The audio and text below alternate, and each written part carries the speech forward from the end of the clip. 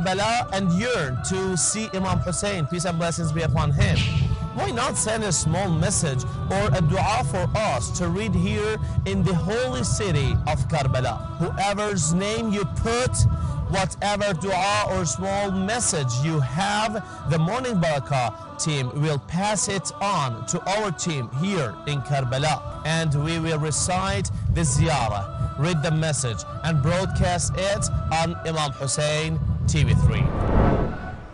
Send in your names, du'as and small messages to Morning Baraka at @ImamHussein.tv, or message us or leave a comment on any of our social media platforms. We look forward to hearing from you, and may Allah and the Ahlul Bayt accept all of our a'mal and our ziyarah, inshallah. Yes, and welcome back as we kickstart today's program with the recitation of the Holy Quran. And as always, a dear friend of mine and of the channel as well, Sayyid Jalal Ma'soumi. Assalamu alaikum, Sayyid Jalal. Assalamu alaikum wa rahmatullahi wa barakatuh. So, Sayyid Jalal, I believe that you're going to be reciting from Surah An-Naba, verses 31 to 46, yes? Yes, inshallah. Wish you enjoy this recitation, you and dear viewers. I very much look forward to hearing you, so inshallah, take it away. أعوذ بالله من الشيطان الرجيم.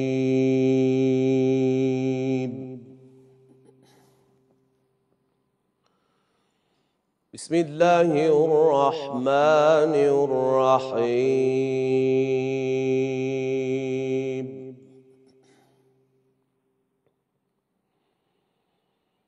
إن للمتقين مفازا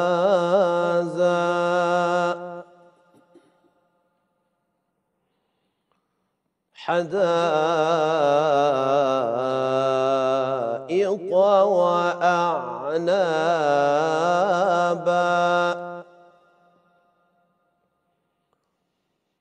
وكواعب أترابا وكأسا دهاقا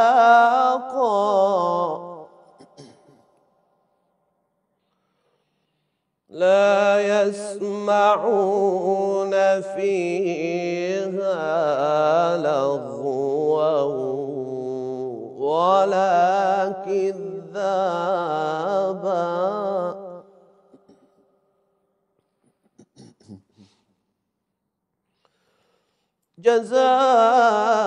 جزاء من ربك عطاء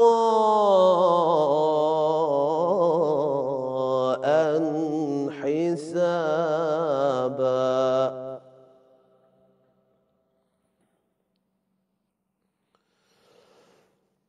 إن للمتقين مفازا حدائق وأعنابا وكواعب أترابا وكأسا دهاقا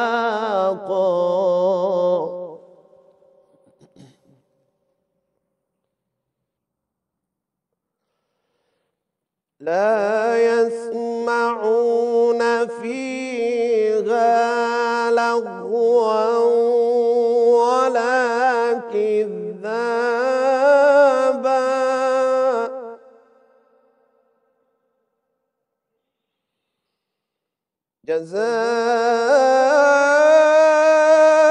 جزاء من ربك عطاء حسابا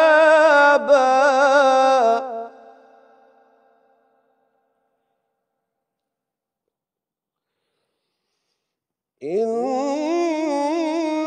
للمتقين مفازا حدائق وأعنابا وكواعب أترابا وكأسا دهاقا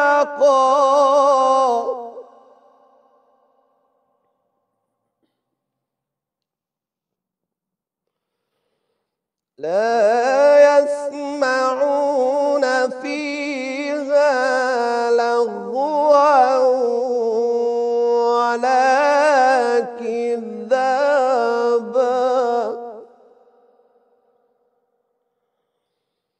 جزاء من ربك عطاء حسابا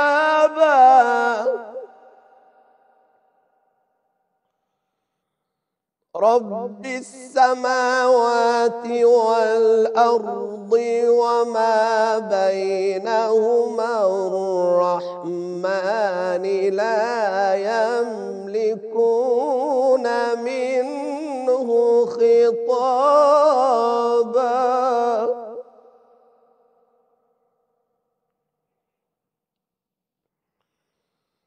يوم يقوم الروح والملائكة صفا لا يتكلمون إلا من أذن له الرحمن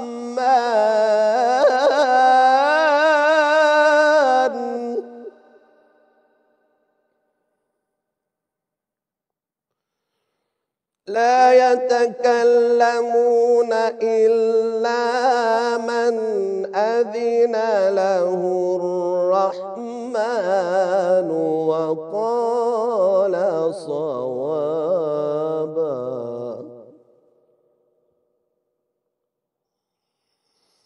ذلك اليوم الحق فمن شاء اتخذ إلى ربه مآبا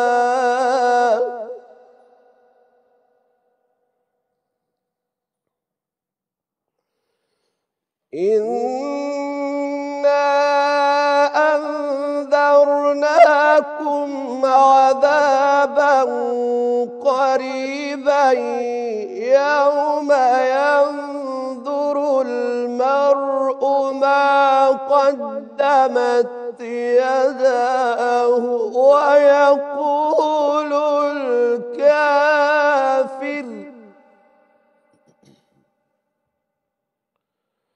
ويقول الكافر يا ليتني كنت ترابا صدق الله العلي العظيم اللهم صل على محمد وآل محمد.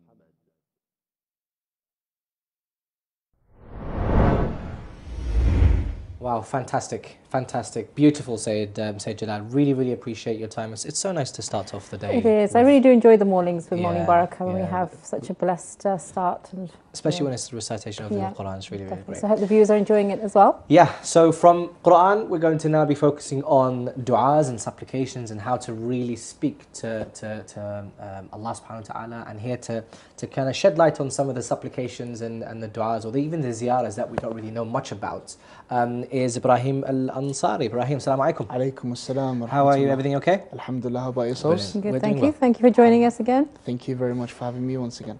Yeah. So today's a Friday dua. Yes, Blessed inshallah. Friday dua. Yeah. Friday dua, of course, it's a Friday today. A beautiful way to start the day is through supplication, through making a closer bond, a closer connection to Allah subhanahu wa ta'ala. And it's whenever we start the day by calling out to Allah subhanahu wa ta'ala, we are saying that we are starting the day in your mercy. We are starting the day for you to protect us. It's like, for example, when a young person wakes up and he or she goes to their parents in the morning and kisses them before leaving the house, and kisses them when they come back, and kisses them before they go to sleep. It's the same thing with Allah subhanahu wa ta'ala. You speak to Him when you wake up, you speak to Him when you're wanting to leave the house, which is because there's du'as for that. You speak to them when you're on a journey, there's du'as for that. You speak to him before you go to sleep, you speak to him. This is the beautiful thing about the school of Ahlul Bayt. There is a dua for every single little action. Even for entering the house, for going to the bathroom, for washing, for whatever you may think of. Even in wudu, there are specific du'as for every step in wudu.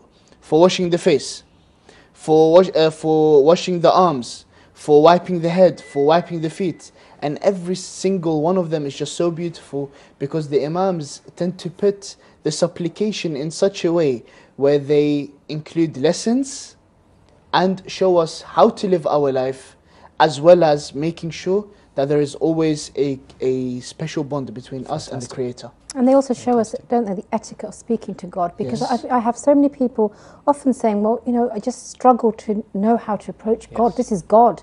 And yet, so even if they're not from the school of Ahlul Bayt, introducing them to the du'as of Ahlul Bayt is a really nice way to sort of break that barrier that people have. And it's a shame that that exists in people, because God is, you know, He says, I'm closer to you than your jugular vein. So to build that relationship is so important, isn't it? No, definitely. The thing is, any important person, there's always a difference in the way you speak to anyone. Yeah. Be it your son, your daughter, be it your brother, sister, your parents, your uncles, your grandfather, and then there's the highest. There's Allah subhanahu wa ta'ala. Yeah.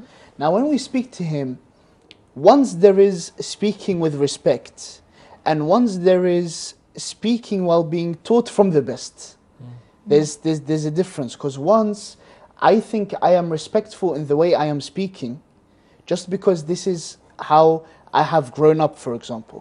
I have been told that this is okay.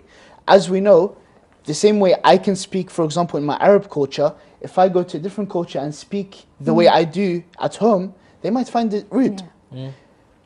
Ahlul Bayt alayhim salatu wassalam are the closest to the culture, let's say, of Allah subhanahu wa ta'ala, and they tell us exactly how to address Him Almighty. Beautifully said. بسم الله الرحمن الرحيم إن الله وملائكته يصلون على النبي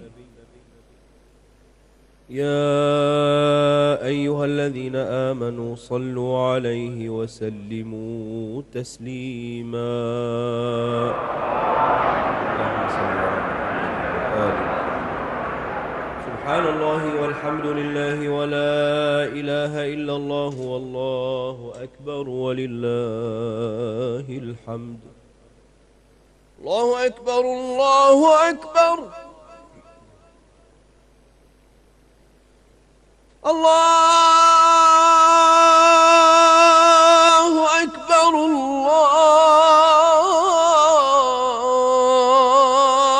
الله أكبر.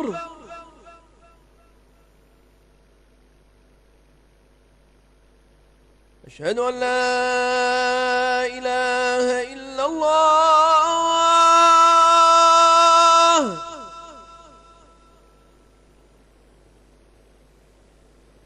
أشهد أن لا إله إلا الله.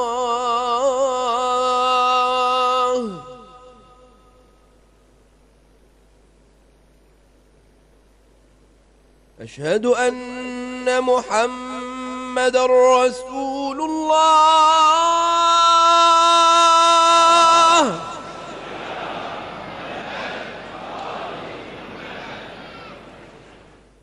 أشهد أن محمد رسول الله.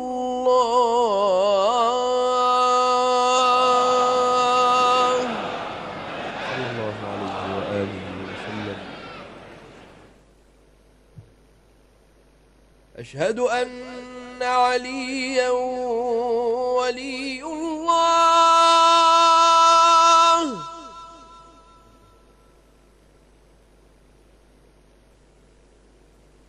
أشهد أن عليا أمير المؤمنين وأبناءه المعصومين حجج الله.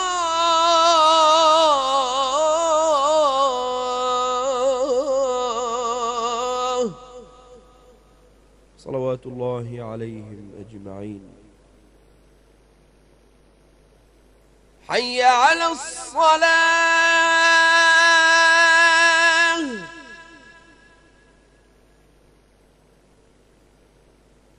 حي على الصلاة.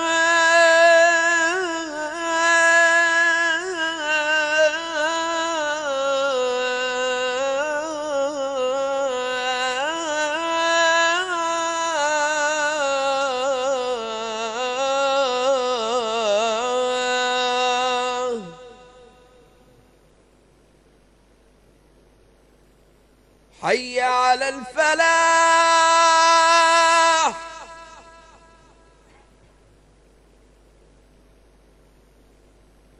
حي على الفلاح.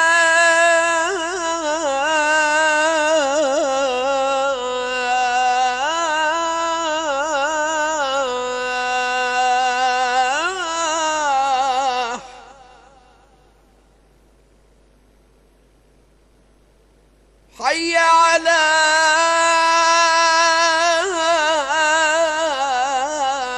خير العمل،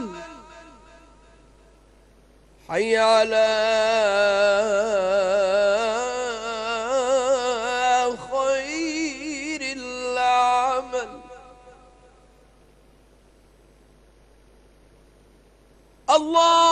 الله أكبر، الله أكبر.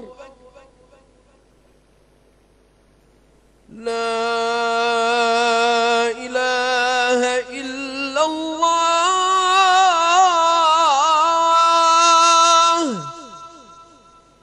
لا إله إلا الله.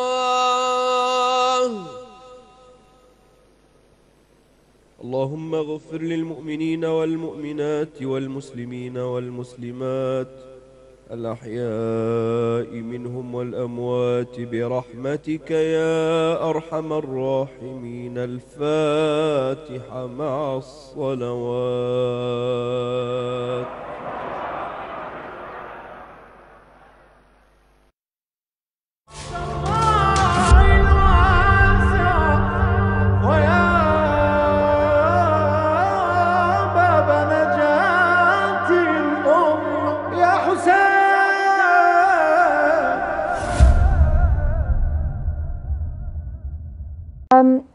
This is a Friday dua.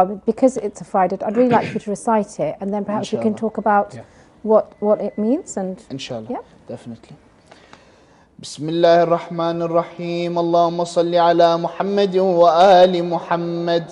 الحمد لله الأول قبل الإنشاء والإحياء، والآخر بعد فناء الأشياء، العليم الذي لا ينسى من ذكره، لا ينسى من ذكره، ولا ينقص من شكره، ولا يخيب من دعاه، ولا يقطع رجاء من رجاه. اللهم إني أشهدك وكفى بك شهيدا، وأشهد جميع ملائكتك وسكان سماواتك وحملة عرشك ومن بعثت من أنبيائك ورسلك وأنشأت من أصناف خلقك، إني أشهد أنك أنت الله لا إله إلا أنت وحدك لا شريك لك ولا عديل ولا خلف لقولك ولا تبديل، وأن محمدا صلى الله عليه وآله عبدك ورسولك، أدى ما حملته إلى العباد وجاهد في الله عز وجل حق الجهاد، وأنه بشر بما هو حق من الثواب وأنذر بما هو صدق من العقاب. اللهم ثبتني على دينك ما أحييتني ولا تزغ قلبي بعد إذ هديتني وهب لي من لدنك رحمة إنك أنت الوهاب. صل على محمد وآل محمد واجعلني من أتباعه وشيعته واحشرني في زمرته ووفقني لأداء فرض الجمعات وما أوجبت علي فيها من الطاعات وقسمت لأهلها من العطاء في يوم الجزاء إنك أنت العزيز الحكيم. وصلى الله على محمد وآله الطاهرين. اللهم صل اللهم على صل على محمد محمد وآل وآل Muhammad. Thank Fantastic, you. brilliant. Thank you very much. Is this the whole Friday dua? Or This is an the whole extra? Friday dua. One of the beauties of these daily duas is that they're all short and concise Yeah. and easy to read. And every single day of the week has a dua like this, as well as a ziyarah. So, Ziyarah of whom though? so on Fridays, Friday is the day of Imam al-Mahdi. So on a Friday we perform ziyarah. There's a specific ziyarah for Friday, is the ziyarah of Imam al-Mahdi. This dua itself is from Imam al-Sajjad, alayhi afdal salatu wassalam. And in this dua, he starts off with tawheed. He starts off with talking about the oneness of Allah subhanahu wa ta'ala. Then he moves on to his belief in Muhammad. Because our religion stands on two: the belief in Allah subhanahu wa ta'ala and the belief in his messenger. Of course, there's the Quran and there's everything else. However, in terms of the shahada itself, so he's performing his shahada, and then after which he goes back to making dua for himself. Oh Allah, do not allow me to go astray. Oh Allah, make me stay steadfast on this religion. And then of course he moves back, because the result of being steadfast is to be of those who follow Prophet Muhammad sallallahu alaihi wasallam and his true message, which leads us to the Imams. Fantastic. Brilliant. And in terms of, because it's really fascinating to know that there's a dua or a supplication for every single day. Yeah. I'm assuming there's more, like there's a specific dua and a ziyarah for Monday, Tuesday, Wednesday. Yes. Yes. So there is the ziyarah, for example, of Monday, which we've been through, is actually for Imam Hassan and Imam Hussein, because it is their day. And then you have a dua for that day as well. On Tuesday, there's a dua and there's a ziyarah. On Wednesday, etc., for every single day. And like I said at the start of this episode, that it is always about, when waking up, you're making that connection with Allah subhanahu wa ta'ala. exactly. You're telling him, I am going to start my day at your mercy, with your blessings, and this is how I want to start today. But don't you think there's already, for example, dua al-sabah that takes care of that specific need in the morning? Why the need to do dua al-sabah and then dua this and then ziyarah this and then dua that? It seems to be a lot. You see, with dua al-sabah, for example, dua al-sabah, as beautiful as it is called dua al-sabah, the dua of the morning. Inshallah, maybe if we get the chance to go through it on one of the episodes. It is the recommended time is actually after Salatul Fajr. And inshallah we'll get into detail if we have an episode on that. Whereas this Friday dua, there is no recommended time for it. Doesn't say do it in the morning. Doesn't say do it in the afternoon. This is a general dua for the day. I said it is best to kickstart your day like this because of the beauty of it, because of mentioning Allah subhanahu wa ta'ala in your mornings. So many of us, especially living in the West, we wake up for Salat al-Fajr, then we have another 1 or 2 hours of sleep before we head off to work, school, whatever it may be. So maybe dua al-sabah one can recite after Salat al-Fajr. Then once you're waking up and you're ready to go to your normal Routine. we can recite this dua as an example. I mean, you could be on the train, couldn't you, commuting somewhere, and Yeah. you could be Definitely. reading that. So Definitely. it's a beautiful way to start the day, because actually I was thinking that not everyone has that time, and if you feel overwhelmed, and even if you get a couple of these in the week, Friday is obviously the day that is blessed for Muslims, and it would be beautiful to start at some point to recite this. Yes. But again, it's as much as we can do, isn't it? Obviously, a lot of people have busy schedules, so not to feel overwhelmed that, I'm not getting the list of du'as done. No, of course. You see with du'as, they're not wajib. Yeah. Du'as are mustahab. They're recommended. They're favorable by Allah subhanahu wa ta'ala. If we cannot get them in, then we can't. Yeah. But if we can, there's unbelievable amounts of blessings. Therefore, there is no wajib act to it. But to get these kinds of blessings, to allow your soul to overlook such beautiful words, to make, you see, with these du'as, there are unbelievable amounts of blessings. And I know I keep repeating that sentence, but it's the truth of it. Yes. Yeah. Hey, I just learned about Tawheed. Hey, when I first started reading the du'a, after praising Allah subhanahu wa ta'ala, I know that He is the first. Like here it says, الأول قبل الإنشاء والإحياء. And then الآخر بعد فناء الأشياء, and who shall continue to exist after all things have perished. Now, these are lessons for me. This is me. This is the Imam teaching me about the attributes of Allah subhanahu wa ta'ala. Then he carries on, العليم الذي لا ينسى من ذكره. The all-knowing, the one who will not forget, the one who remembers Him. And here we're remembering Allah subhanahu wa ta'ala. And the Imam is telling us that part of the attributes of Allah subhanahu wa ta'ala is that if you remember Him, He will never forget you. Yeah. Excellent. And I was just going to say, it makes such a difference to someone's day if you start it off by actually connecting to Allah subhanahu wa ta'ala by just as simple as dua as this.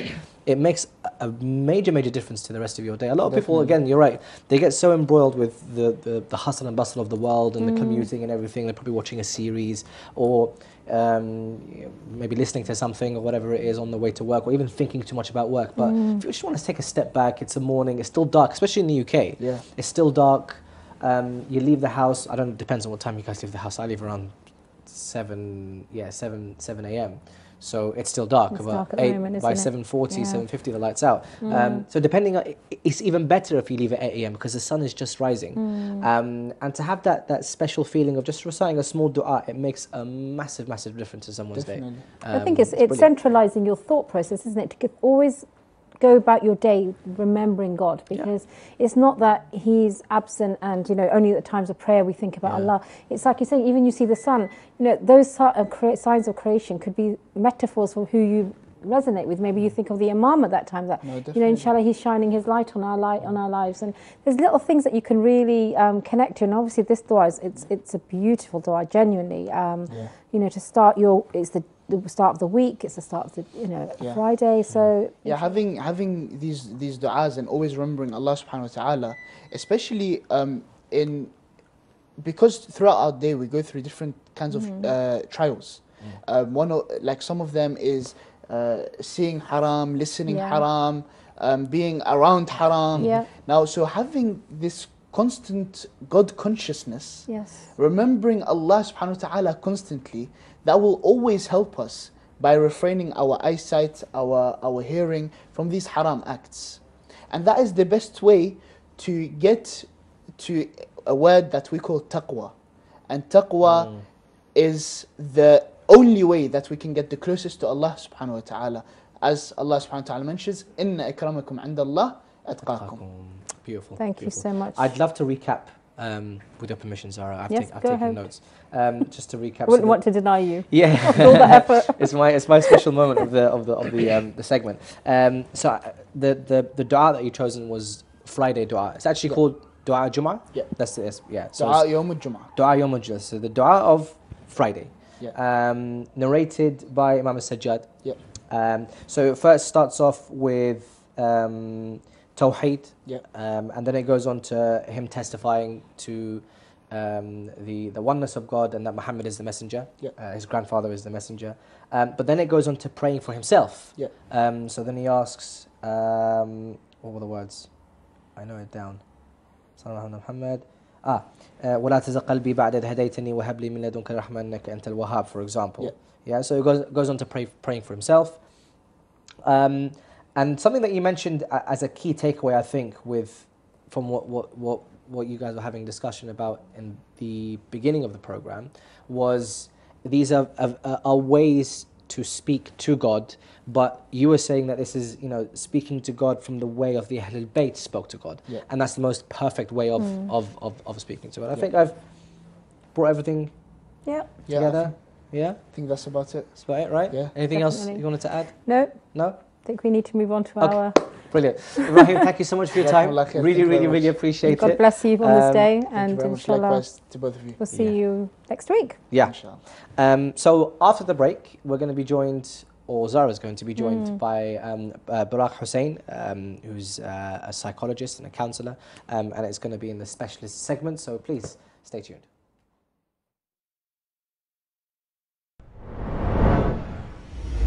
Imam Hussein Media Group is a virtual university that works on a global scale to spread the true message of the Prophet and the Ahlul Bayt, peace and blessings be upon them. Imam Hussein TV was established 10 years ago in the city of Isfahan, Iran. We work to cover all aspects of religion, Islamic jurisprudence, politics, philosophy and many more, and aim to bring the public's attention to the righteous Islamic sect, Shia Islam.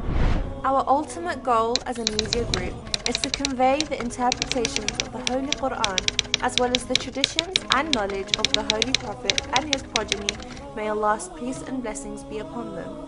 Our objectives are to protect and safeguard the Shia youth from the destructive impact of immoral ideologies, standing up against injustice by documenting the oppression of Shia across the globe, as well as encouraging peace and unity amongst the Muslims. To reach our aims and serve the Muslim Ummah, we require a budget that would cover all the expenses for our productions, allowing us to work on different projects. Imam Hussein Media Group is a crowd-funded project. We have no sales nor do we charge for our services. We solely rely on monthly payments, financial contributions, donations, religious alms and generous gifts. The expenses of each production varies depending on the type of project and the style of filming. There are many elements to a production that requires time and capital. The producer must analyze the costs of the venue hire, equipment, transport, feature fees, set design, staff support and further additional costs. The Holy Prophet, peace and blessings be upon him and his family, narrated, "The best of people is he from whom people benefit." It is up to you to help the Muslim Ummah come together and help guide the youth in remaining on the correct path of Islam. To take part in this global conquest and to spread the message of Imam Hussein, peace and blessings be upon him, please visit www.imamhussein3.tv or give us a call on +44 0203 515 0199. You can also contact us via WhatsApp, Telegram, SMS, or even email us on donate@imamhussein.tv. Let's work together hand in hand to elevate the faith of our Shia youth today. Welcome back, dear viewers of Imam Hussein TV. We just heard a beautiful recitation from Brother Ibrahim with the Jummah prayers, so hope you enjoyed that as much as I did. So now in this segment we're going to be talking about something a bit different, something more practical, and something that's been more in the news and things that in the community we've been trying to remove stigma, and a lot of work has been going on. So in these days we're going to be discussing with a special guest about mental health, about things that affect us, as I said, loneliness, things that people around us, ourselves, could be affected by, and that could be self-harm, suicidal thoughts. So I do hope that in the future, in the weeks ahead, you will be joining us. So to talk about these issues, I'd like to warmly welcome a guest from Canada, Sister Baraka Hussein, who is a psychotherapist and also a Muslim counsellor. So please welcome. Assalamu alaikum, Sister Baraka. Wa alaikum assalam. How are you doing today? Alhamdulillah, yourself? Thank you, I'm very well, thank you. Thank you for joining us. Looking forward to these topics. So we've got yourself and we've got Brother Bilal on other mornings as well. So in terms of the topics that we'll be discussing, and today's is about loneliness. And coming from a community, very community-based, aren't we? So perhaps people don't often think about those that could be lonely, and how it affects sort of the. So we're going to be starting with topics that are sort of, perhaps we can be quite dismissive and think, oh, what's loneliness? We've got family around us. And there are people in our community that are isolated, and it could develop into sort of more serious things. So really want to delve into, a perspective from an expert about how, how would you describe somebody who's feeling loneliness? Because we all feel that pang in the day sometimes, or in a week, or a month, or a year. But what's something that you'd categorise as something that's, affecting someone's life? Well, it has to do with our overall mental health, and it's always good to have an understanding of what mental health is versus mental illness. We all have mental health, just like physical health, right? So it's that balance of everything in our life, whether it's our social aspect, our spiritual, financial, physical. So when it's all in balance, that means you've got good mental health. Right. When you don't take care of your mental health properly, so you're not eating well, sleeping well, exercise, or these things are off, it could potentially lead to mental illnesses, which could trigger, could lead to stress, which then could trigger potentially anxiety, depression, loneliness, and a series of other challenges. So not necessarily illnesses, like loneliness is not defined as an illness, but it could be a result of poor mental health or poor social connections. Could be people who are, for example, I work a lot with international students, so international students who come from abroad, students living in other cities coming to where we are, and so it'd be hard to adjust, to connect, new social connections, a whole different environment around them, and so they could experience loneliness in that way, right? Everything is new for them. It's hard to make new friends. It could also be you living in your own city. Perhaps you don't have strong ties with families or friends. It's hard for you to make connections with people, and you could experience that lack of social connection, which can lead to that lonely feeling. Do you think that loneliness, in terms of, so we focus on sort of our community, what we can do as a community to sort of, help people that perhaps, should they be coming forward and saying, I need help, or I would like some, participate in activities, or is there something that we should be looking out as individuals, thinking, oh, I know that her XY, her family's moved, her husband's passed away, his wife, Absolutely, and it's about that awareness, right? Like you just said, somebody who's just had a member of their family pass on, or they're new, or something big has happened in their lives. So it's good to offer that social support. And as a community, and especially leaders in the community and centers, you want to be able to have that awareness there, so that you can reach out, have committees, welcoming committees, have youth committees, ladies committees, young men committees, so that you can draw in people, bring in people. Let's say people come to events, to majalis, and then you always see that odd person sitting in the back, not talking, not connecting. It's really important that you reach out and connect to these people. Converts, reverts, they experience a lot of loneliness, especially in Ramadan, Eid time, because they can't celebrate or participate with family events during these special times, right? So it's really important as a community that we do reach out that way and connect. Now, somebody who is experiencing loneliness, let's say they do come in session to see me, they could display symptoms related to depression, sadness, isolation. They could be highly anxious in terms of social anxiety, hard, it makes them very nervous, and it causes them a lot of nerve-wracking thoughts to go and talk to people, because they're so worried about judgment. They're so worried about, what are others going to think of them? And so that will prevent them from going to connect with people. They will display physical symptoms of anxiety. So, heart racing, palpitations, shaking. How soon? So they're quite. When you think about loneliness, you think, okay, because obviously we all sort of experience it, like I said in the beginning. But so these kind of symptoms, they're quite. Are they things that have prolonged loneliness have caused, or is that something that? I mean, how soon will you see somebody that is saying, well, I don't feel good. I don't feel like getting out of bed. I don't feel like meeting people. It could be either or. Some of the root causes of loneliness could be depression, could be anxiety. I mean, with depression, it could be people exhibiting symptoms of, lack of care of hygiene, loss of interest in activities that they once were participating in.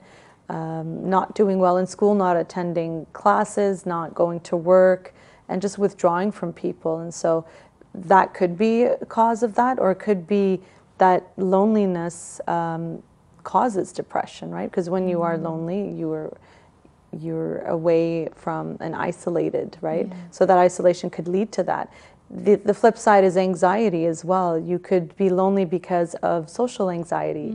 You are afraid of going to connect with people, going out, and the social anxiety is quite debilitating, right? People are afraid of what others are going to think of them, hence they will stay. They won't go to centers, majalis, school, work. It becomes very debilitating that way.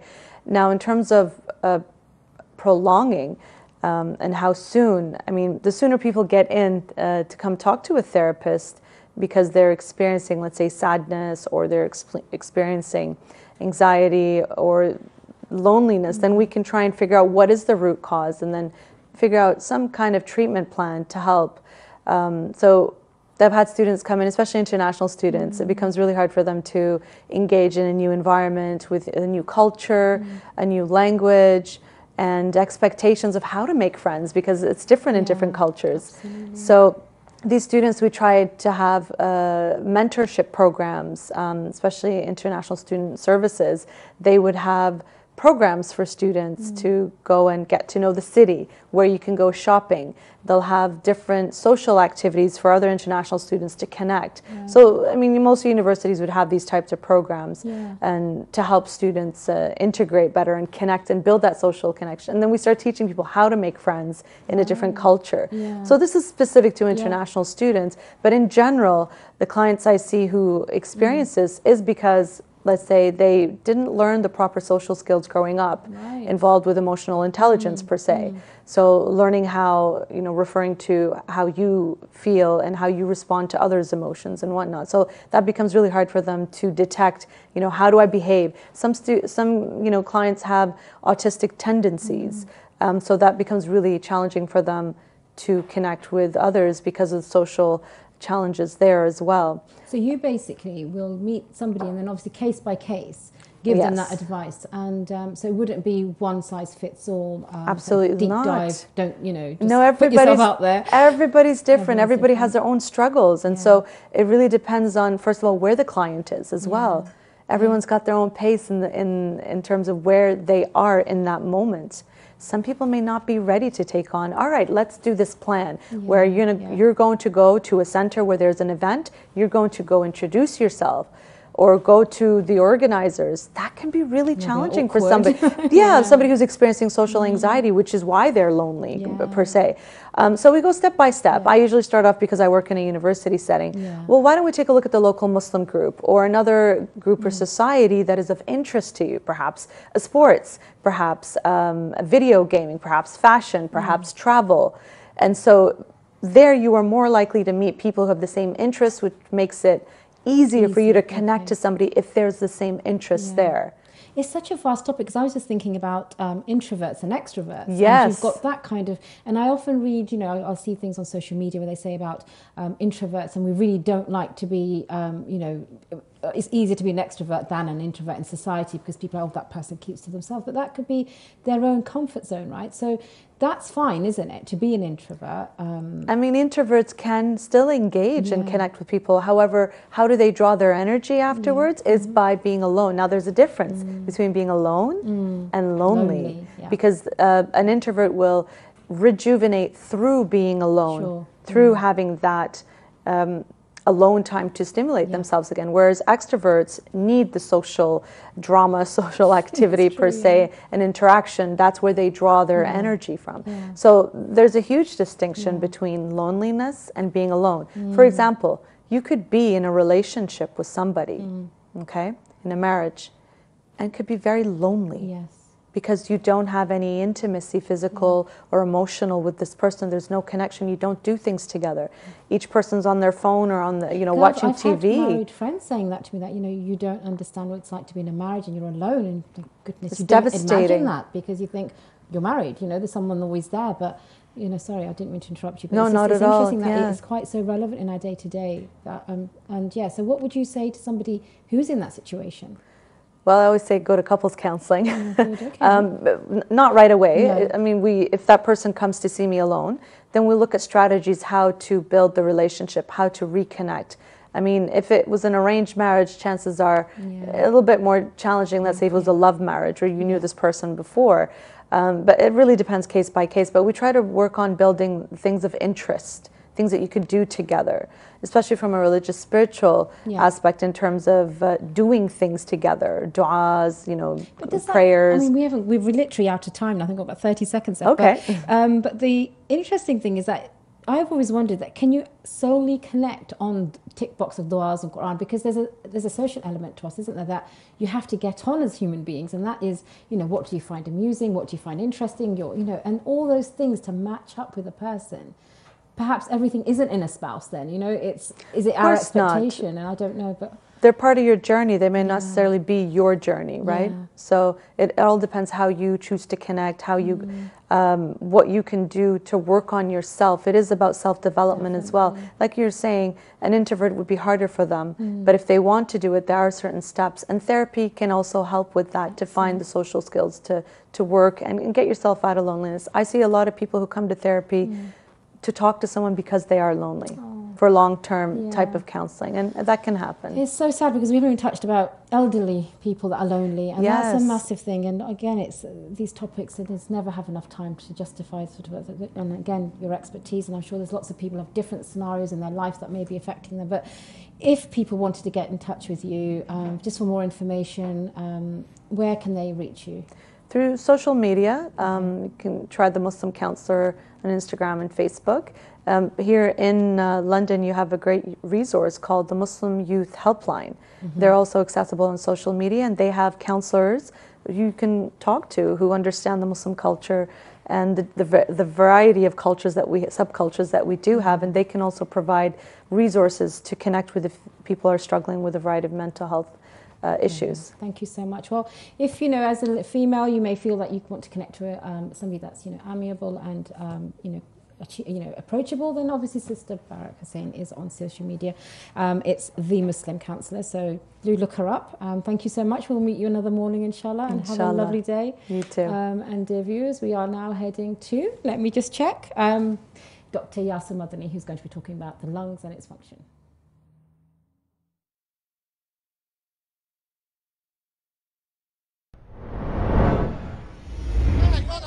Call for raping English girls.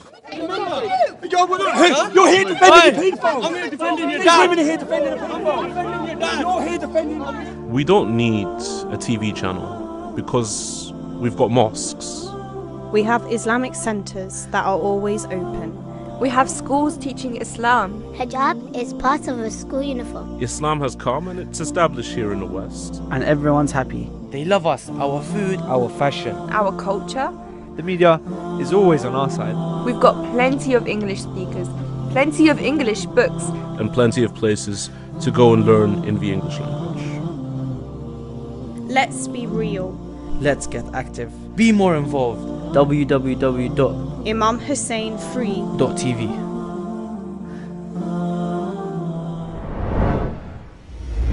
Welcome back, dear viewers of Morning Baraka. Kind of really continuing the health and wellness discussions. We're going to be focusing more on the human body now, in particular the lungs, because a lot of times we kind of focus on the heart, the mind, or the brain, and the stomach, but actually when it comes to the lungs and the functions of the lungs, what more do we need to know? What really do we need to know about the lungs for us to be well informed about this particular area?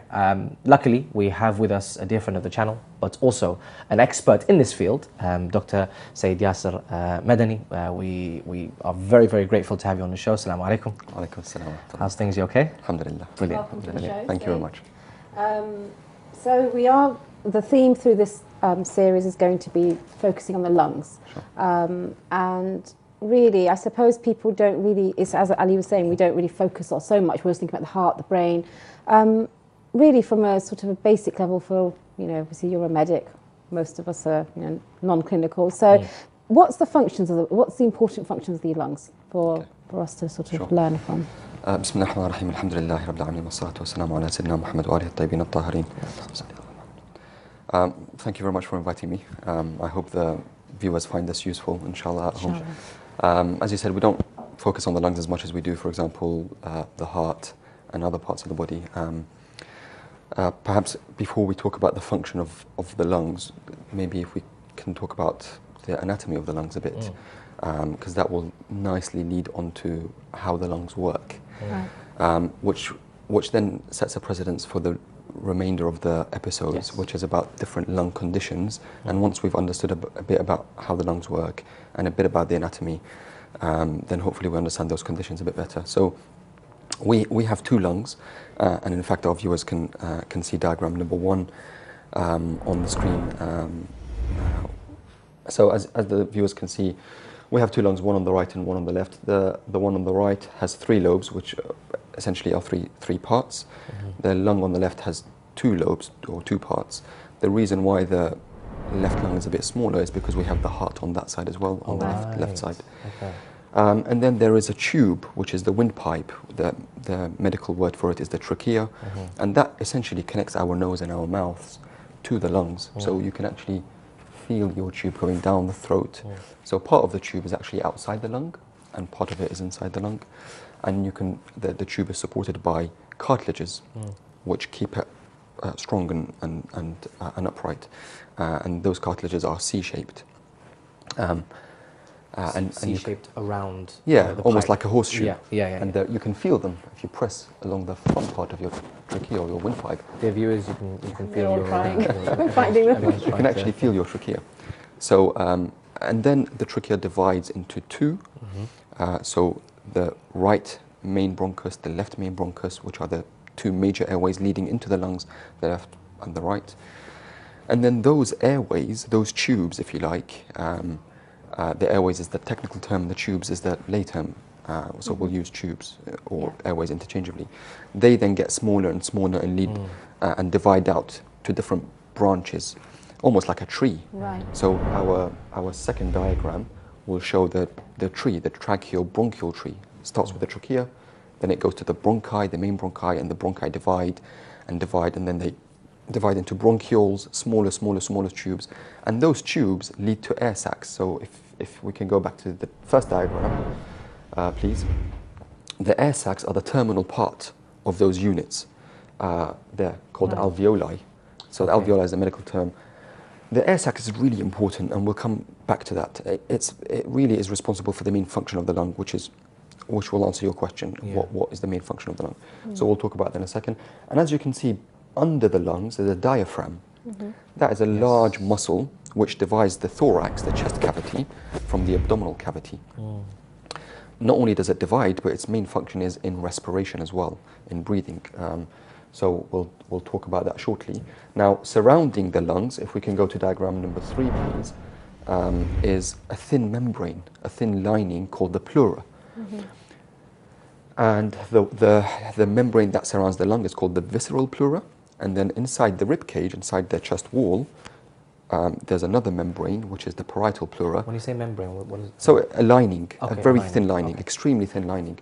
And those linings, the 2 pleurae, they rub against each other. And when you're breathing in, breathing out, they're rubbing against each other, and there's a lubricant that's produced in that area that will allow them to slide against each other smoothly. Now, there's a cavity, the pleural cavity, between the edge of the lung, the outside of the lung, and the chest wall. And that cavity in normal state, in healthy states, should actually be empty. But in disease states, it's filled with fluid, it fills with blood, with infection, with pus, or with air. Which affects it affects the rubbing of the lung, but essentially it has other effects which are more important, which is it compresses the lungs. Fluid from outside pushes onto the lungs and compresses them, and it presses on the diaphragm and causes breathlessness, etc. Now, I'm a lung specialist, I'm a respiratory specialist, but my subspecialty is actually in diseases of the pleura. That's my main interest of all the. So we're probably not going to touch on pleural diseases much later on in the next 8 episodes, actually, because they're not as common as other conditions which we'll speak about. And then the other things that are also involved in the respiratory system, in the breathing, are the muscles. So we mentioned the diaphragm. The diaphragm is the major muscle that's involved. And when you breathe in, the diaphragm contracts and pushes down and your tummy goes out, because the diaphragm is pushing onto the abdominal contents and your tummy goes out. And when you breathe out, the diaphragm relaxes and goes back into a dome-shaped. You know, subhanallah. I was just about to. I Are just you think it's breathing just as he's amazing. talking? Yeah, no. I was just Yeah, thinking, he's right. subhanallah, like how just does amazing. everything just Yeah. go into place Just so amazing. perfectly? Amazing. And then the other muscles that are involved in breathing are the intercostal muscles, which are between the two ribs.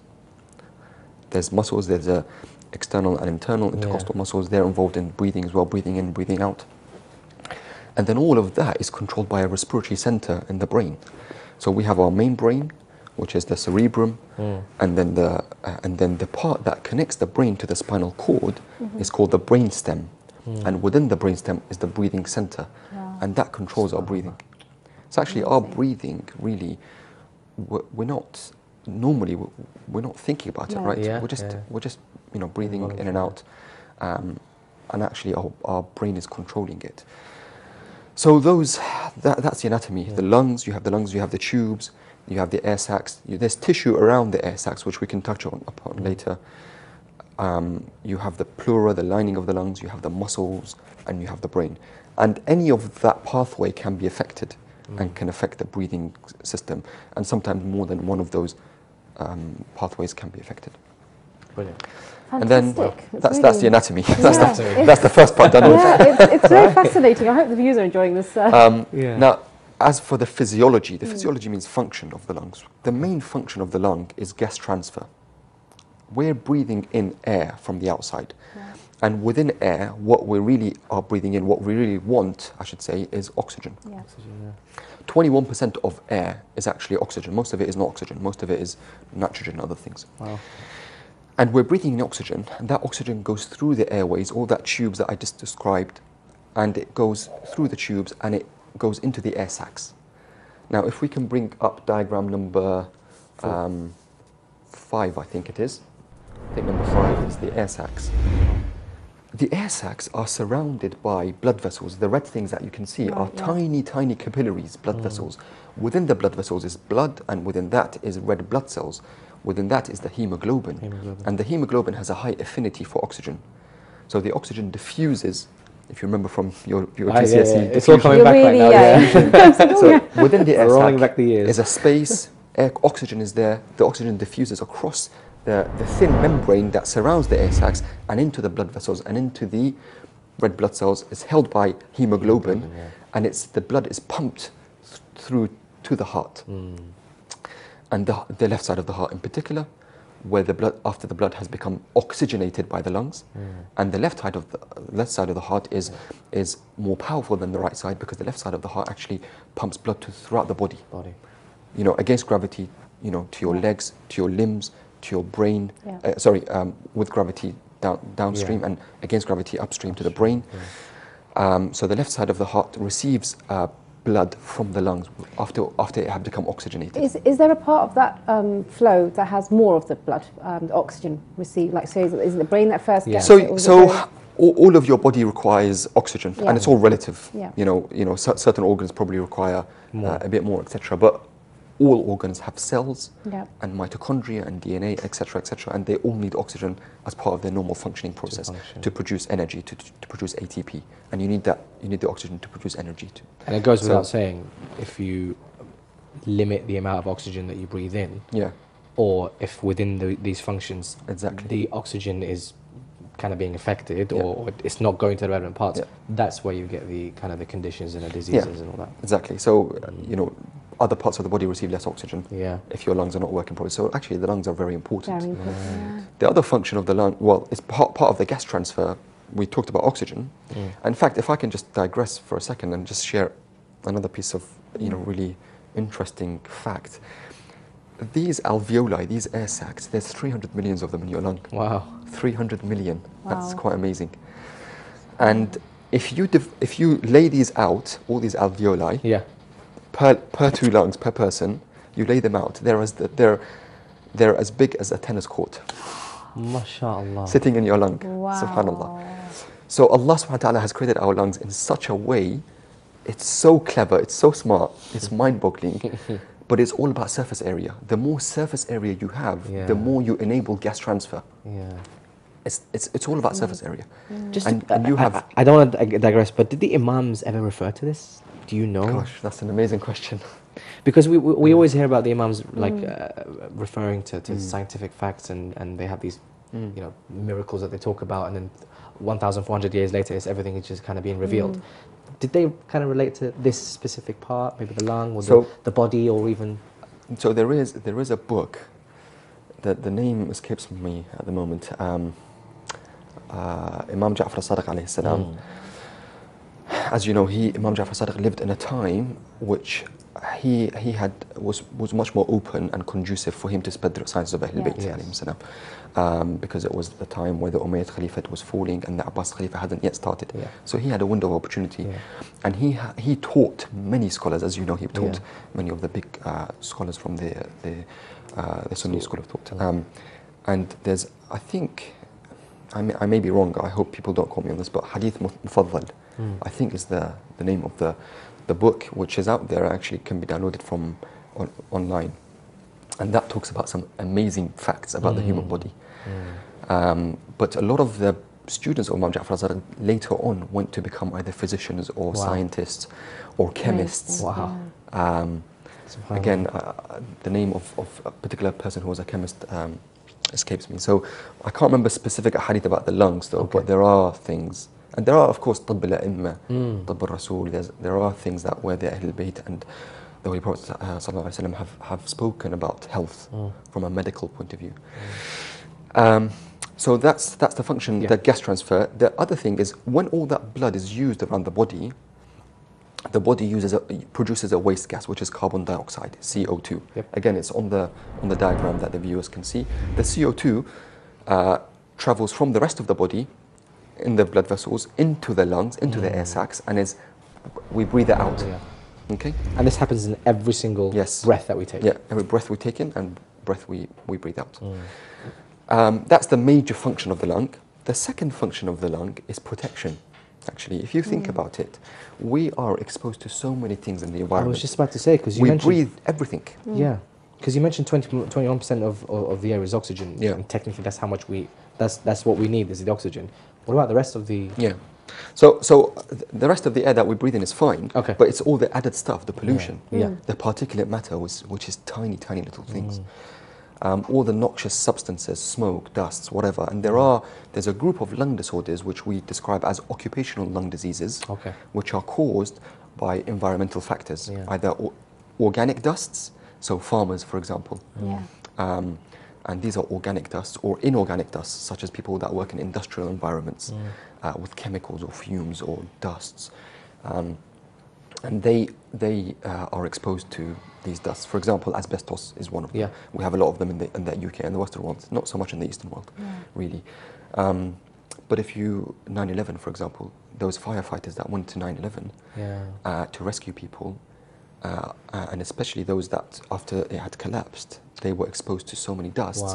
A lot of them have actually developed lifelong lung diseases that have actually in many cases led to respiratory failure, and people have died from that because their lung is damaged. So that's just an example. There's so many other examples.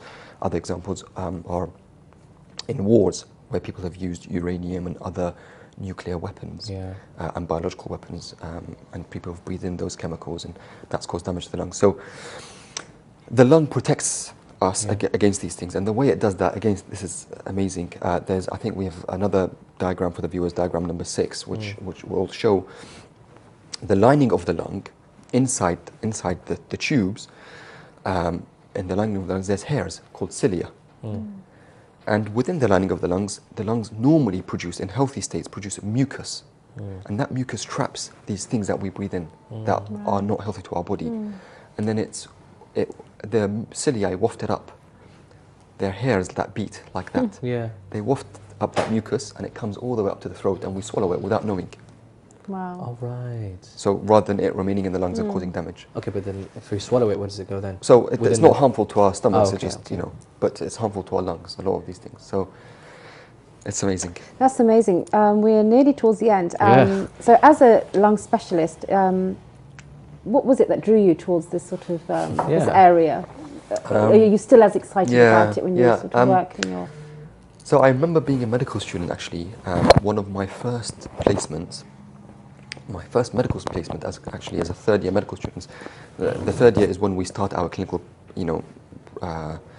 experience as medical students. The first 2 years were mainly in universities and lecture theatres.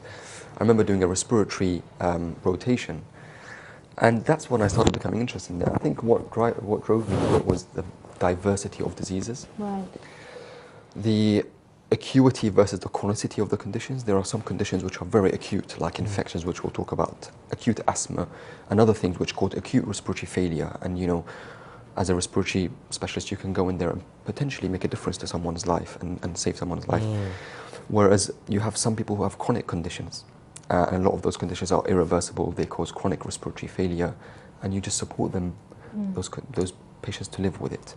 And the other spectrum at the same end of those chronic conditions is palliative care, where you're just helping people with their symptoms at the end of life, lung cancers and things like that. So there's so much diversity in different ways, and there's so many different conditions that affect different ethnicities as well within respiratory medicine. Really? So you come across a wide variety of people of different ages, patients of different ethnic groups, etc.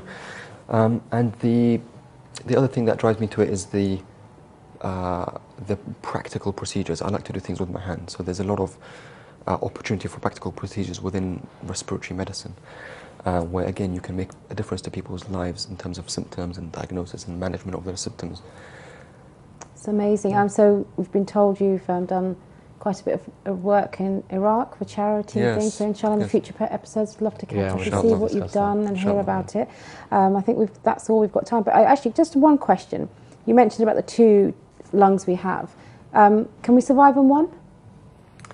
We can survive on one. So there's a procedure or an operation called a pneumonectomy, which means removing of one lung. Right. And normally that's done in lung cancer, where the cancer is so large that you have to remove, or so not necessarily so large, but pressing on such vital structures that you can't get away with removing just a part of the lung. You have to remove the whole lung. Right. And people can survive. Some people can develop breathlessness, depending on how healthy the other lung is. Right. If that lung is damaged from emphysema and smoking, then they probably will be breathless. Yes. But at least they will survive cancer potentially. So yes, you can. In the same way that you can survive on one kidney normally. Yeah. Most often you can survive on one kidney. Fantastic. Well, I think we've got so much to discuss. Yeah, I've got more questions about that, but yeah. In terms of even keeping the lungs healthy, and inshallah in the future episodes we will discuss those. So thank you so much for today. No problem. It's been a fascinating. I can't wait for the rest of the episodes, to be honest with you. It's a fantastic start. There's a lot to take in. Ali's usually chatty, so he's clearly mesmerised by the information. So. Brilliant. Well, look, just echo the words of Zahra. Thank you so much for your time, Sayed, and we look forward to having you on the following shows. On that note, we are carrying on with the kind of health topic or health vibe within the show today. So brace yourselves. It's going to be quite a challenging show. So hopefully you're relaxed. You've got your tea in your hand. To take in and soak in a lot of the information that's going to be sent towards you. After the break, we're going to have Sayyid Ali Nawab. We're going to be talking about jurisprudence, however, from a mental health perspective.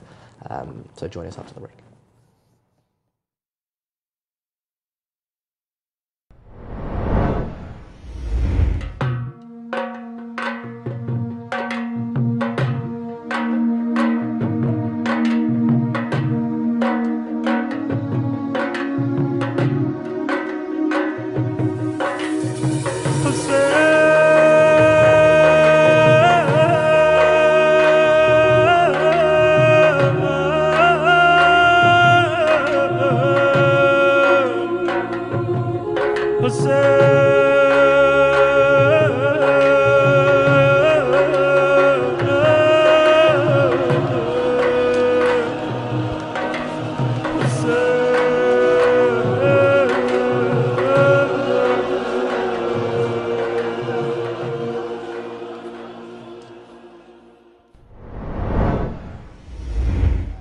And of course, we've reached now the kind of the end of the show. I've still got a bit of tea left in my cup, so I think I'm going to enjoy that last bit with our esteemed guest, Sayyid Ali Al-Nawab, who really appreciate your time. Assalamu alaikum, Sayyidina. Assalamu alaikum wa rahmatullah. How are you, Sayyid? Everything okay? Alhamdulillah, thank you. Brilliant, brilliant.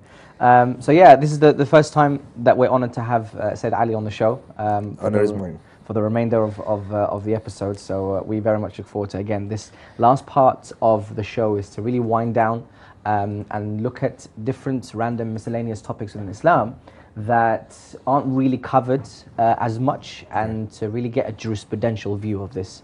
Well, actually, I think even in society we have a lot. We obviously go and refer to our books. We have the rulings, but we don't really understand the concept and how to implement them into our daily life. So I think talking about certain issues, whether they're with stigma, whether they're with just clarity, it's good to have a knowledgeable Islamic perspective from the fiqh. And what are we talking about today? We are talking about quite a hot topic at the moment, and it's unfortunate, it's mental health. So in the general society, a lot is being improvised and implemented into society, say support and networks, etc. So really, from a community perspective, Islamic perspective, of what we can do, what perhaps are the rulings regarding somebody who's got a mental health condition. And I think it impacts not just the person, but the people around us. So we are a community where obviously we have our centres, we have close family, friends, and it's really to see how we can improve ourselves. So from really a perspective of Islamic ruling, what are the rulings related to mental health and sort of a patient that has this condition? Well, first of all, I would like to thank Imam Hussein TV for organizing such a program and touching upon sensitive issues, which unfortunately nowadays, even in our centers and amongst the community members, not being discussed very much. Hence we find certain individuals who are hit with these problems. They're not experienced, or they don't know how to deal or what to do with whether it was family members or friends within their boundaries. When it comes to individuals who suffer from, for example, autism or depression or any kind of mental health, Islam comes and looks at each case individually. As I said, as we were discussing this before with the producer before I came into the show, each case, for example, may be temporary or permanent. Some individuals are born with this condition, or they get it early on into their life from very young age, as we see in the news, in the medical reports on TV, radio, in the newspapers. There are reports of children who get this very early in their life, and they are suffering from it at very serious stages. Like autism, isn't it? Like autism. That affects them in their education, in their upbringing, in their livelihood at home. So, as I said, Islam comes and looks at each case individually. Now, we want to concentrate on the period where the individual is expected to practice certain religious acts. Of course, Allah subhanahu wa ta'ala, out of His mercy and beneficence, and that He is the creator that created us. In the hadith says that Allah subhanahu wa ta'ala is His rahmah and His mercy is stronger or closer to the sons of Adam than the mother who gave birth to that child. So Allah Arhamar Rahimin, when He gave you that health, He expected you to, for example, pray 5 times a day. But there are times that you fall ill. You catch a cold or a serious cough, that you fall in bed. Now, does Allah subhanahu wa ta'ala, or does Islam come and expect you to practice those acts that you were doing before you became ill, the same way, in the same strength, at the perfect timing as you fall ill? No. There are many traditions and ahadiths by Ahlul Bayt alayhim salam that say that, for example, an angel came down. Allah subhanahu wa ta'ala advised or ordered one of the angels to go down and check out the condition of a mu'min. And the angel came down, noticed that this mu'min, that they usually, in that part of the day, they see him standing in his mihrab praying to Allah subhanahu wa ta'ala. At that time, on that day, he wasn't there. So he went back to Allah subhanahu wa ta'ala and said, "Oh Allah, we did not find that mu'min in his mihrab. What do we do? Do we still write the same thawab that we used to write for him every day?" Allah subhanahu wa ta'ala says, yes, the fact that I took away that health from him, which stopped him from practicing that prayer, I expect you to write the same thawab. Really? So can I ask you that person, they're asking about the judgment, what should they write, the angels, but as human beings, we see somebody, they miss their prayer. Is that almost, so that's a test for that person, they're not well. Is it also a test for the people around them to not perhaps judge them, to, you know, like we sit there and say, oh look, he's missed his prayer, and you know, are we supposed to show a certain etiquette to the person that's missed their prayer? Unfortunately, this is a misconception that the people around the individual, when they see him not getting up to a certain act, they start thinking negatively. And Islam comes and says each person, they are responsible of their own acts of worship. And what is our responsibility for being alongside them or being around them is to advise them, to support them.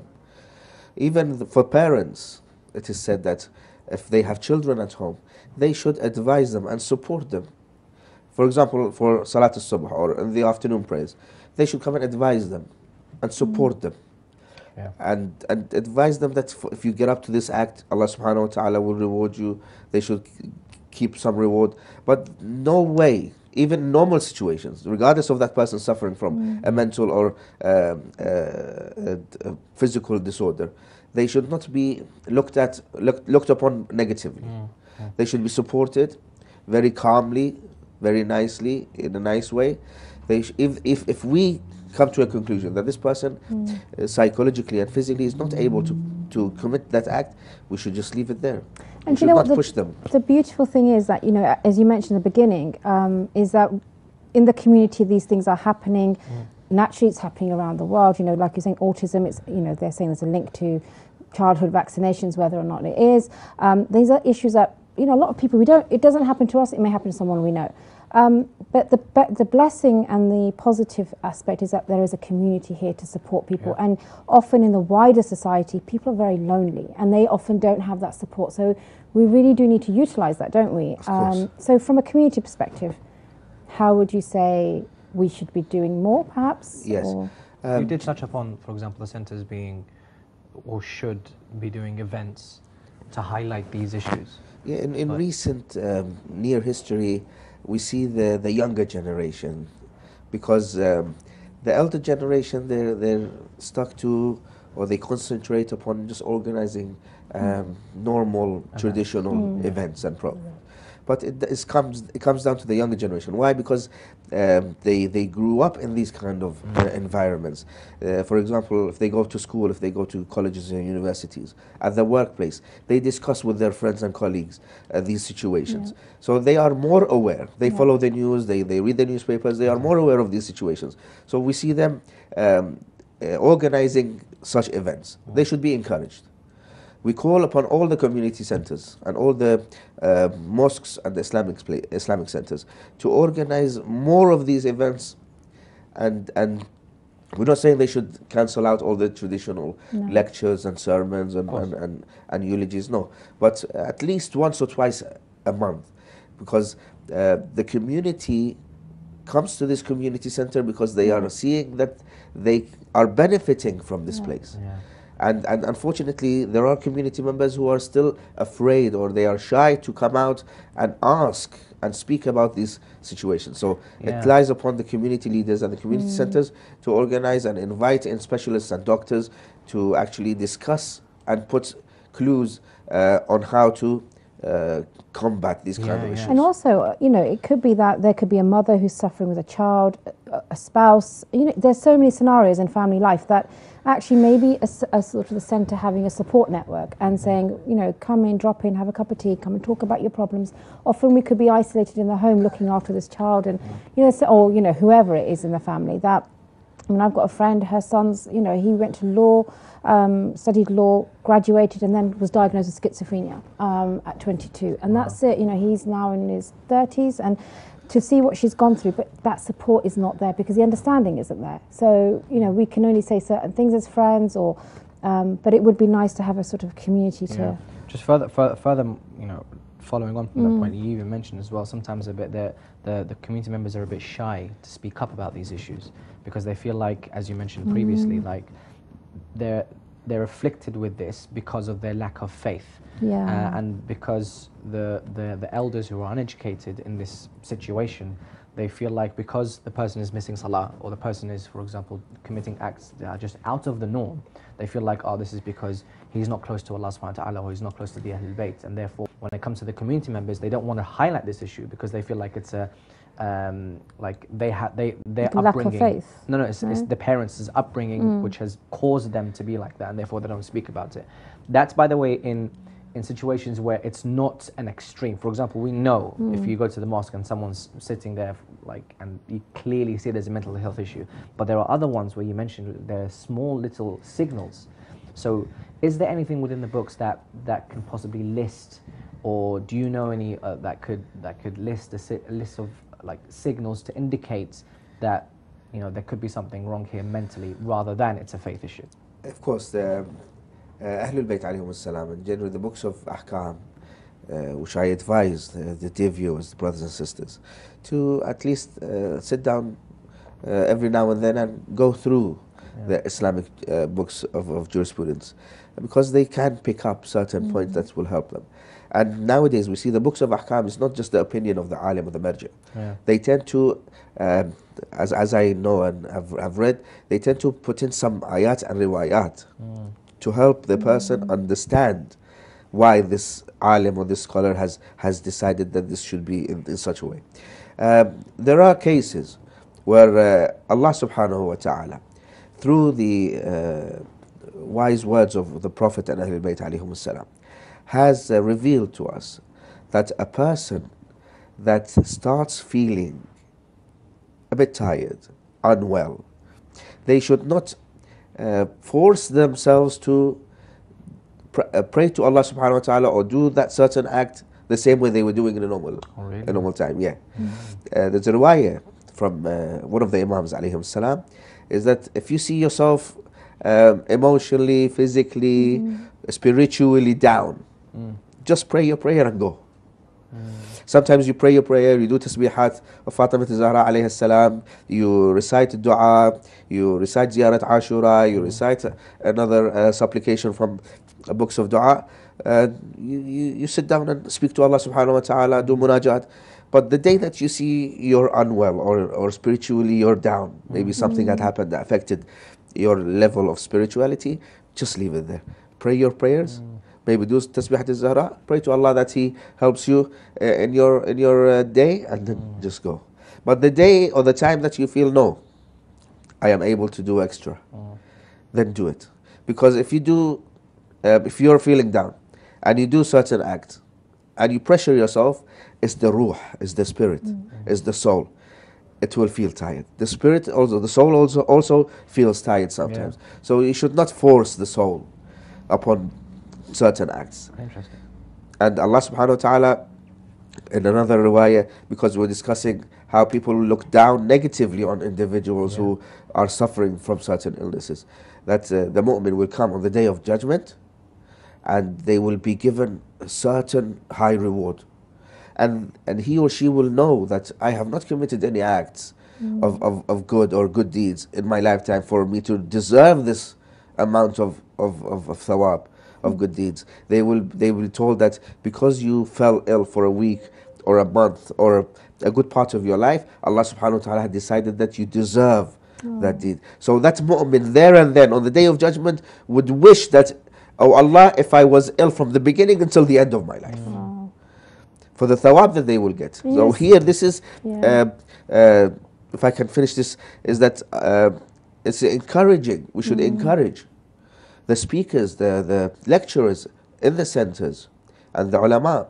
They should always encourage family members and community members to not look down upon certain individuals who go through a specifically health-wise health problem or a difficulty in their life, because Allah subhanahu wa ta'ala will reward them to an extent that they wish that they were in that problem for the rest of their life. It's very challenging. And what I was going to just say, sorry, that I met a friend who has been ill for about 3 months, and she was feeling so upset that, she said, I pray that this is rewarding, Allah is, removing the sins from me. It's very difficult when you're in a situation that you're feeling so down and unwell that, is something wrong with me. So that's a beautiful narration to end on, actually. I think we're out of time. But thank you so much. It's really lovely to hear that. Brilliant. Thank Said, you really so appreciate your time. This is first of many, hopefully. So I've got a couple more sips left on my tea, so hopefully that will bring our... Better top you up. Yeah, that we'll need to top up for the next episode. But that brings us to a close. Thank you very much for the Sayyid. Of course, myself and Zahra appreciate your time as well, the dear viewers. And inshallah, we'll see you in the next episode of Morning Baraka. Assalamu alaikum wa rahmatullahi wa barakatuh.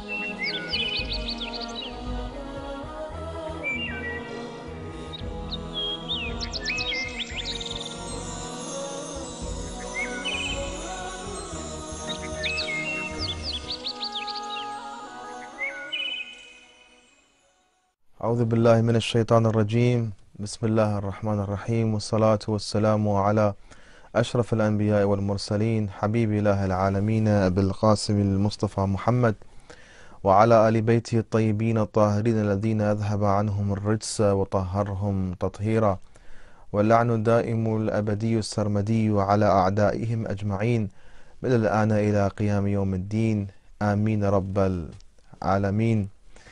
We begin in the name of Allah, the most beneficent, the most merciful. All praises be to Him. Everlasting and omniscient He is, and we send our peace and blessings upon Muhammad and his holy household, and our everlasting damnation and curses upon their enemies. Ameen. Rabbal Alameen. We congratulate Sahib al-Asr wa Zaman, Arwahana lahu al-Fida, our awaited Savior al-Mahdi al-Muntadhar, on the glorious occasion that marks the birth of a Sayyidah Fatimah al-Zahra, the Lady of Light, the pure Lady of Light, peace and blessings be upon her, which is celebrated on the 20th of Jumada al-Thani. And today we have prepared for you a couple of episodes in order to celebrate the birth of Sayyidah Fatimah al-Zahra alayhi salam. And we thought that the most appropriate way to celebrate the birth of Her Majesty Sayyidah Fatima alayha afdal salati wa salam is to shed light on some of the names of Fatima al-Zahra alayhi salam. I have prepared something, and this is the schedule that I have planned for you, my dear brothers and sisters, my dearest viewers. And that is the pure names of Fatima alayhi salam. As we know, Fatima alayhi salam has several names. And the names, of course, can be found in our books of tradition, in the reports, the ahadith, of course. But before I reached the name of Fatima, and the name that I wish to focus on in these episodes is the name Zahra specifically. But before I do so, I do also wish to shed light upon naming and how important it is that for our children that we give them appropriate names. And in order to do so, we have to go through a series of steps and answer a series of questions. And of course, the question first we are to ask is, what names are we to give to our children? Especially for us living here in the West, we find that there seems to be this pressure on the Muslims living in the West. This pressure that is constantly being dealt upon the Muslims, that they are to adapt to the Western style of living. And then there's of course this Islamophobia that has been prevailing and that has been going around. And people with names like Ahmad and Muhammad and beautiful names such as Fatima and Zahra and Ruqayya and so on and so forth, you find that new parents today, unfortunately, because of fear, because of propaganda, because of the media, instead of giving their children these blissful and beautiful names, they are giving them names of either known Western names or names of specific maybe characters